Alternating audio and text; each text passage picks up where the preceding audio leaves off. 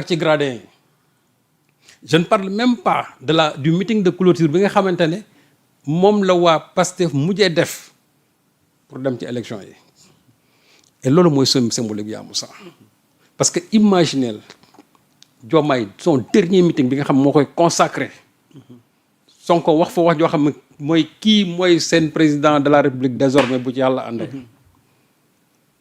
ak mobilisation ba fa amoon ak kàddu gi nga xamante maa ngi koy fàttaliku Diomaye di ko wax ba wax ne du ma trahir jamais les espoirs de cette nation le mot trahir dama ko souligner Diomaye aujourd'hui est dans une posture boo xam ne mën nañu wax c'est dans une posture de trahison du PASTEF donc lu toll noonu yow nga ne sa premier meeting test de popularité da nga koy indiwaat mbuur googu nga xamante ne mën nañu wax mooy moo la consacré woon pour nga mën a dem nekk président le lendemain loolu la koy yàlla fay keroog loolu la ko militants yi fay keroog loolu la ko waa Mbour yi fay parce que les gens se sont dit que fii nga xamante ne yow mën nañoo xam ne moom lañ la introniser pour nga dem nekk président de la République du fii lañ lay accueillir pour que nga war a mën a tas Pastef c'est-à-dire que sa kaddu yi nga waxoon ne je ne peux pas trahir les espoirs de cette nation meeting boobu dafa démentir complètement li nga xam moom la waxoon et loolu moo feeñ keroog ci meeting bi au point que ils étaient obligés Sénégal gi yëpp ñëw bu fa ay car def mobilisation c'est-à-dire tarifé. di nga ñëw ci fond bi. waaw léegi jeexalal forme bi rek. waaw point par point. mobilisation donc pour la mobilisation. waaw du point de vue de la forme. pour dire que mobilisation boobu. ça a été un échec sur toute la ligne. ok échec sur parce que xamul lu ko lu tax. waaw ña ko jiite amul kenn ku ci mobiliser 20 personnes. du Aminata Touré Serigne Gueye Diop peut-être moo ci xaw a tane en étant ancien maire de Sandiara. Abdoulaye Tine moom je n'en parle même pas parce que Abdoulaye Tine moom tey boo doon laaj Sénégalais yi parti nu mu tudd sax xamuñu sax parti nu mu waxatuma la bay xam ku topp ci moom Aminata Touré moom je n'en parle même pas. Diomaye ji boppam Diomaye lan la mën a mobiliser Diomaye lui intuitif personnel lan la mën a mobiliser dara donc ce qui veut dire que tey c'est pas parce qu'il a la légalité constitutionnelle qu'il pense qu'il a la légitimité populaire déedéet. légitimité populaire bi kenn nit moo ko fioree fii te mooy Ousmane Sonko et ça Diomaye xam na loolu moo tax bañ ciy dem ñoom wax dëgg yàlla dañ bëggoon sonal seen bopp il pensait que nag que xaalis dina mën a tax ñoom ñu mobiliser finalement ça produit l'effet contraire et li ci gën a métti mooy ki nga xamante ne moom lay wax dañ koy sargal ne dañ ko fay teeru pour mën ko en tout cas en signe de reconnaissance ba pare ne dafay décliner le bilan te dinaa desuwaat ci loolu finalement kooka ci boppam moom daf leen a boycotté. loolu dinañ ci dikk parce que foog nga dikk. waaw daf leen a boycotté. donc pour dire que en termes de mobilisation. ça a été un échec et li ci metti mooy. ils ont donné beaucoup d'argent aux télévisions aux sites web. waaw public reportage. waaw fay xaalis bul jeex beaucoup de médias. ça c'est li ñu gis mooy public donc mun nañ dugg ci débat de fond bi ñu tàmbale ko du point de vue de la communication de l'événement. xam nga on a vu beaucoup de médias. public reportage moo leen ko yóbbuwoon. non en termes de mobilisation moom des médias. waaw ils l'ont fait peut-être mën naa ne le seul média bu ñu invité wul c'est Yor-Yor. ah invité wu non ils nous ont pas invité. d'ailleurs jotoo invitation non jotuma invitation d'ailleurs man j'ai envoyé mon reporter sama reporter bi dafa mujj sax def ay stratagème parce que bu ñu xamoon ne moom la du dugg dafa def ay stratagème boo xam ne man journaliste bon benn quotidien étranger la moo tax les gens l'ont laissé passer parce que xamewuñ ko mais bu ñu xamoon ne moom Yor-Yor la bokk du dugg te man événement bi keneen doy mu ci woon ku dul sama reporter bi mu fa yónni pour mu xoolal ma la fa am jël ma ay vidéo kon lépp lu ngay wax fii dafa am ci lu leer. non seulement xool nee naa la. je lui ai donné tous les moyens. boo mën a imaginer tous les moyens boo mën a imaginer jox naa ko pour que ma am en terme d'image loo xam ne ni kenn du ko weddi. lan moo fa xewoon. la fa xewoon mooy d'abord benn président bi. nga xam moom lañ war a sargaal. mu war a ñëw ñu teeru ko teertu bu rafet. bu ma demee ba yenn heures yi. parce que ñoom ba 17 heures sax nit ñi xaw nañ c'est-à-dire espèce de regroupement bi sax mu nga stabiliser mais ba ñu demee ba ay vers 18 heures mu wóor na fi ñu toll nii fii prise de parole war na commencer. président bi ce sont ces services de renseignement qui lui ont dit que fii ñëw fii ce serait une humiliation parce que d'abord nit ñi ngi dem parce que ki nga xam ne yaa Moussa da nga ko fay pour mu ñëw ci stade bi moom li ko ñor mooy bu fekkee ne da nga ko jëlee beneen dëkk indi ko. damay dem doxantu xool ville bi wala nekk ci biti su heure dem jotee ma ñëw dogaat ci car bi ñu fay ma li ñu may fay. ñi nga xamante nag moom ca biir dëkk ba lañ dëkk wala ñi nga xamante ne ñoom mën nañoo ñibbil seen bopp. bu ñu ñëwee ba xool stade bi bu la neexee ñu ngeen dem c'est ça qui a expliqué lan moo taxoon c'était clairsemé kenn nekkut foon donc président bi moom ñu jël maintenant l'alibi de Nairobi pour dire que ci laa bëggoon ñëw parce que le président le chef de l'État a dévoilé ses raisons. non loolu li tax nee na ñëwul wax na ko. c'est un langage diplomatique. ok c'est un langage diplomatique mais ñun politiquement xam nañ ne l'échec de la mobilisation moo tax Diomaye ñëwul. ok léegi nag diplomatiquement loolu la mën teg suñu loxo mais un événement boo xam ne nii yow le lendemain ngay dem bu doon ci guddi gi ngay tukki. mais yow le lendemain ngay dem. Mbuur ak Dakar moom su ko duggee ci otoom tali boo xam ne nii yow kenn du fa nekk. mais dans moins de 15 minutes Diomaye egsi donc ça c'est pas c'est-à-dire que c'est un alibi boo xam ne nii ça passe mal. donc les raisons. non raison bi lenn la.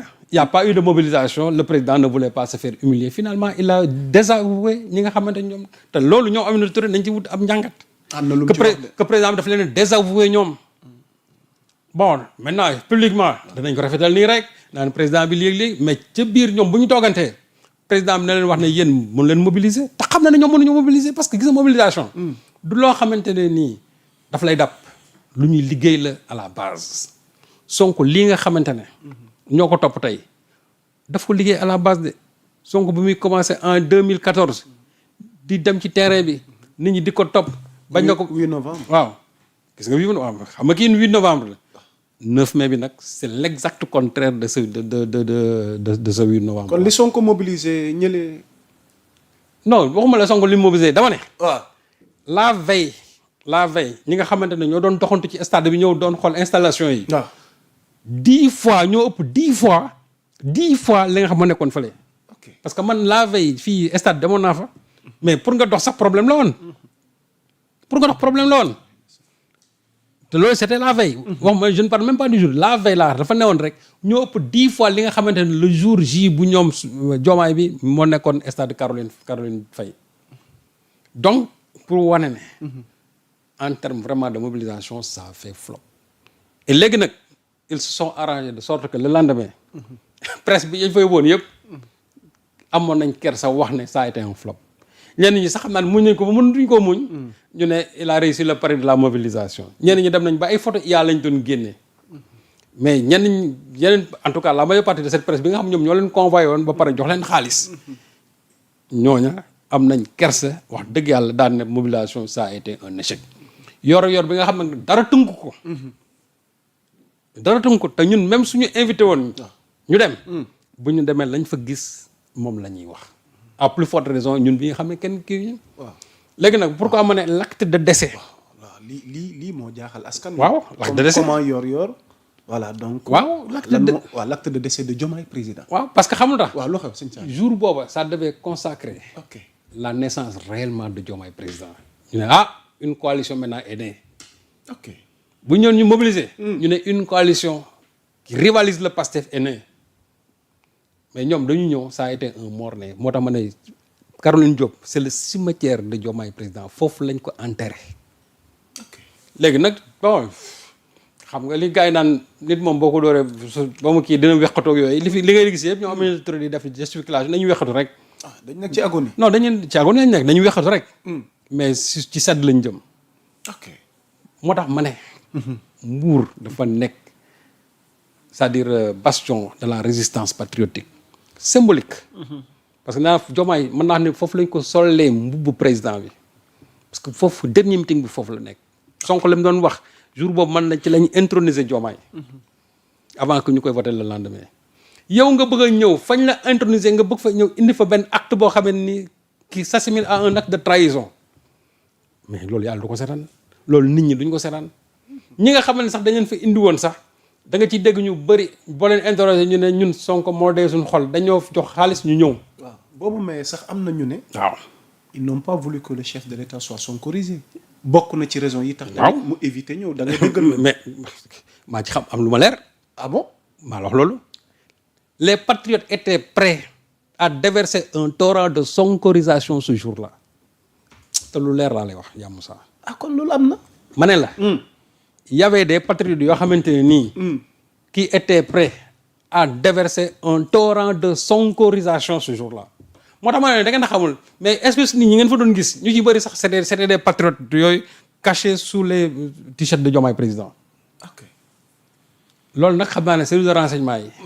ils ont eu l'information. te loolu ça allait être vraiment un désaveu du président de la République te loolu baaxul ci président bi. finalement ils ont dit il faut rester à Dakar. léegi nag toog Dakar aussi. mënoo toog noonu. il fallait maintenant prendre l'alibi de Nairobi te ñu nangul ko nag. waaw politiquement dañ koy nangul daal comme mu jox ñu alibi boobu mais ñun xam nañ ne politiquement c'est l'échec de la mobilisation moo tax Diomaye des Dakar. ok ça a fait mal. mais ils ont voulu cacher ça parce que ba leen déggee sax ci seen i wax parce que aussi xamul gën a métti mooy. ngay wax dans un endroit vide.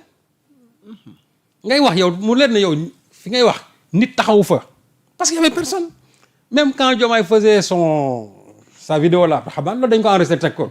waaw soxna tuuti waaw. mais xam nga ba muy wax noonu mais kenn newu fa. kenn newu fa y avait personne. y avait personne xam nga su fekkoonte ne ñoom. dañu ko planifié woon dès le départ. ñoo xam ne chef de l'État bi à telle date dafay dem Nairobi. waaw day coïncider avec le meeting de Diomaye président. meeting bi du am. ok parce que calendrier président dañ ko millimétrer de sorte que c'est-à-dire que mënul am conflit avec beneen date. donc vraiment mën naa ne. nañu serviraat beneen plat mais plat bi nga xamante ne moom moo ñu c'est parce que dafa président day dem Nairobi. plat boobu moom c'est un plat indigeste ça ne passe pas dans nos têtes. ok léegi nag. waaw sur la mobilité sur les moyens déployés. waaw point boobu ci laa bëggoon a ñëw. waaw on parle de beaucoup d'argent. est-ce que réellement loolu la tëddee xanaa doo mën a nag ak rupture bi ak. 4 chaînes yi ñëw dañu rompre ak yi daan xew di fay nit ñi pour ñu ñëw sëñ Sall doo mën a loolu amoon na fa. je vais dire une chose.